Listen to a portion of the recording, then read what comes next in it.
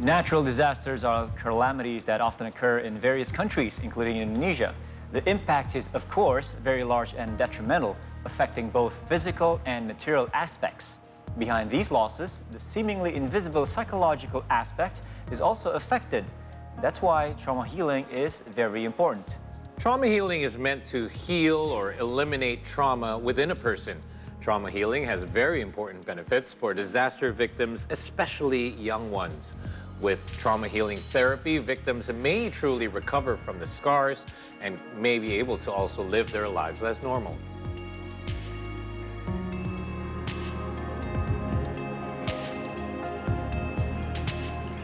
Now, of course, this story that we've been following very closely, the earthquake in Cianjur, was a traumatic experience for local residents in the region, including children. We're now going to show you a snapshot of the victims and how the government and other officials offered help to ease their trauma.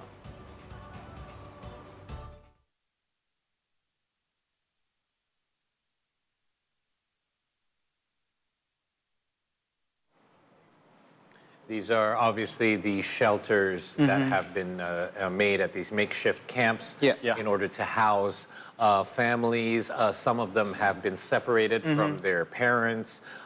So again, when it comes to a situation like this, landslides, earthquake, many children are actually finding themselves alone and desolate. And as you can see, all the volunteers are actually giving them the coloring books. So this is actually one of the ways to occupy the children and to divert them from the trauma and also all the things related to the earthquake and also landslide. And here it is, we see the President of Indonesia, Joko Widodo, was inspecting the refugee camp. And let's discuss more about how to cope with post-disaster trauma. Now in the studio, we are connected with an expert and clinical psychologist at Personal Growth, Maria Alyssia. Hello, Maria. Good afternoon, Maria. Thank you for Hello, Maria. Great to talk to you Good again. evening. So, Maria, let's get started by first identifying what trauma is. How does one develop trauma? Okay, so trauma results from events that exceed our capacity to cope, and it's experienced as harmful or life-threatening both physically or emotionally. So when most people think about trauma and traumatic events, the things that tend to come to mind are individuals who have been exposed to things like war, natural disasters like what happened at Cianjur, abuse, and other catastrophic incidents. However, a person doesn't have to undergo a distinctly distressing event for it to affect them. An accumulation of smaller or less pronounced events can still be traumatic. So some examples of these smaller events include divorce, infidelity, sudden relocations, or even financial difficulties. But apart from all of this, one thing to keep in mind is that we don't experience trauma directly following traumatic events. In psychology, we describe the immediate experiences that people have as stress responses or stress reactions. So not really post-disaster trauma. Stress reactions are normal for us to experience considering that traumatic events are life-changing, and stress reactions tend to go away within 4 to 6 weeks. However, if we leave them unchecked, these stress reactions are what can actually eventually develop into trauma. Okay, very interesting there that you said that you don't really actually feel it right away, right? Yeah, I just found out that's very, very interesting. Now, can you tell us a little bit what the psychological impacts of post-disaster trauma on any individuals? So everyone responds differently to traumatic events. There are impacts that are instantly visible following the event, but there are also delayed responses.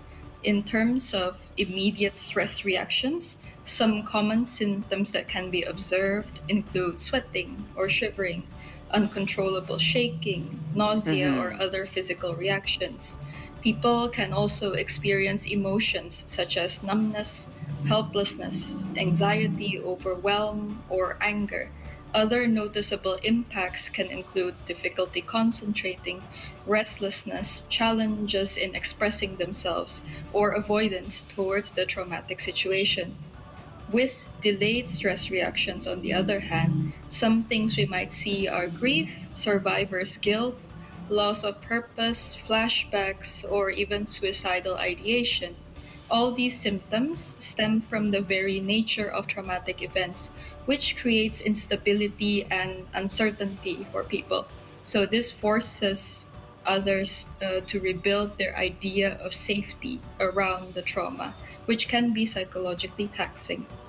Well, it's certainly a big impact on someone to have it really affecting how your body works, like shivering, nausea, and also some people might experience like migraines, headaches, and stuff like that.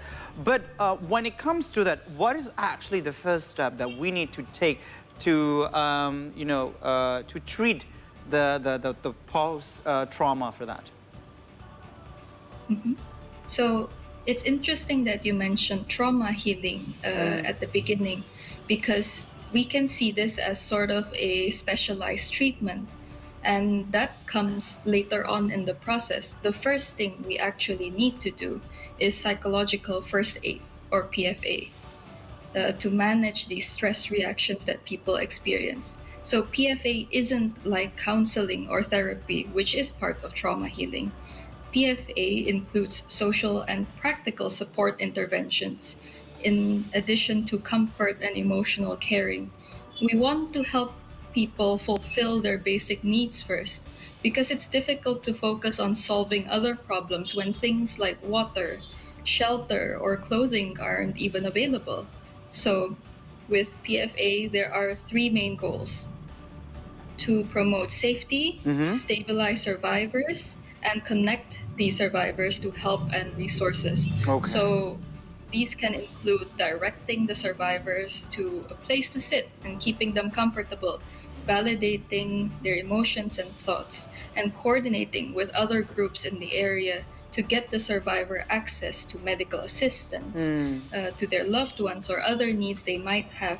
If we take the recent Cianjur earthquake as an example, we know that the earthquake has caused a lot of damage to infrastructure and buildings in the area, including people's homes. So in those cases, one of their basic needs may be temporary housing, which then becomes the focus in PFA. Maria, I myself, this is still quite new to me, post-disaster trauma. However, I am familiar with something called PTSD, or post-traumatic stress disorder, something that we often see in movies, and this is a topic that is quite familiar to us. How does one compare to the other, and can one lead to the other? Yes, stress responses can lead to post-traumatic stress disorder, or PTSD. In fact, the National Health Service in the UK found that 1 in 3 people who experience severe trauma can develop PTSD. So it's worth remembering that getting a diagnosis of PTSD isn't that simple, as it is a complex condition. In fact, before you can meet the PTSD diagnosis criteria, it's more likely that you'll fulfill the criteria of what's called acute stress disorder first. So acute stress disorder involves PTSD-like symptoms, but it occurs for at least 3 days to 1 month after exposure to a traumatic event. In comparison, PTSD can only be diagnosed upwards of 6 months following the traumatic event. So overall, we can conclude that within this gap of time, the people who go on to develop PTSD have certain risk factors. They tend to be less resilient, they have less resources and social support. They might have experienced multiple traumatic events within a short period of time, or they have a history of mental health issues, which makes it difficult for them to cope. Okay. A little bit further, maybe, Maria, on that, and just very specific now, we see a lot of the footage there of children maybe getting help, maybe just getting diverted from the stuff that is happening at the moment. So we know that they're very fragile children, kids are very fragile, and they don't really know how to express things when they're actually stressed, when they're actually under pressure, things like that. So we as adults or anyone that actually around the kids at the moment, can we help detect how they're feeling and how help them cope with the condition? Even with us adults, we should never just rely on verbal accounts of what happened to determine whether or not someone is experiencing trauma. On top of that, trauma can actually cause access to our memories to become blocked during the distressing event. What this means is that instead of concrete memories of what happened, the event tends to be stored in our body as physical reactions. And that's what we typically see in children. When verbal memories aren't readily available, we would look at how the memories manifest in the child's emotional states and actions. We might see problems with their sleeping and eating habits, irritability, crying, separation anxiety, heightened fear about their safety, or regressive behavior such as bedwetting. Older kids can engage in reckless behavior, experience low self confidence, or be socially isolated because of the unhelpful beliefs they developed due to the traumatic event. So, if we're seeing these symptoms following a catastrophic event, it's worth paying attention to because it could eventually develop into trauma. So, Maria, also recently we heard about this case of, journalists and, volunteers, although they might not experience the disaster firsthand, but we heard about them getting, some help from, therapy, psychiatrists, psychologists. How is that even possible? Is the post-disaster trauma also can be felt by people just by looking at the victim or looking at the condition? So, of course, because again, as I mentioned earlier, trauma isn't limited to people who directly experience these major events. Even us, as either first responders or mental health professionals, anyone who comes into contact with the survivors, we may experience that secondary trauma from them as well. Because, in a way, we're having to converse with them. We're in that traumatic event, and we too are feeling the level of seriousness that the effects of this event brings. So it's not just limited to those who are directly experiencing that traumatic event, but also those who interact with them, and even those who come after the generation of survivors, because we do things that's called generational trauma.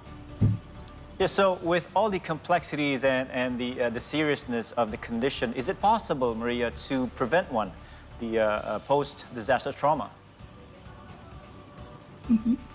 So if we're talking about stress responses, it's impossible to avoid stress responses. It's our body's way of surviving. And so it's a very normal way of processing things that distress us. What plays a bigger role in this is how we regain emotional and mental balance over the following days, because that determines whether or not these stress responses develop into trauma later on. So, in light of this, there are ways to build our resilience so we can bounce back faster from the aftermath of traumatic events.